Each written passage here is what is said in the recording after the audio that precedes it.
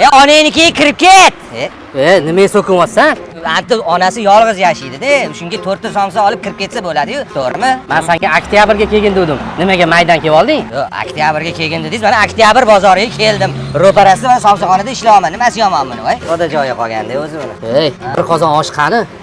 Osh qoladimi bugun payshanba bu? Chirchuvdan osh qolarkan. Bu yerda mujiklar hammasi, mayenchas hammasi shu yerda. Bu osh yeying siz, keling bilaman.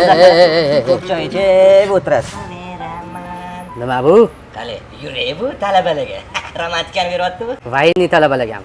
Og'a, pedinstdan shu yerda-yu, hali bitiruvchi keladi, hammasi ikkita bo'lib. Seni beraman.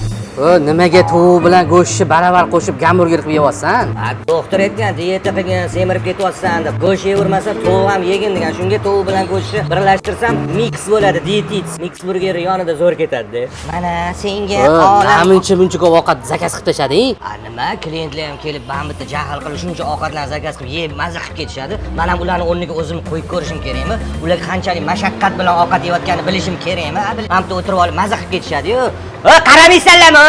deb baqiryapman. Men ularga o'xshab maza qilib o'tirishga haqqim bormi, yo'qmi? Nima ishingiz bor sizlar? Ishdan bo'shadimmi? Klientman bugundan boshlab.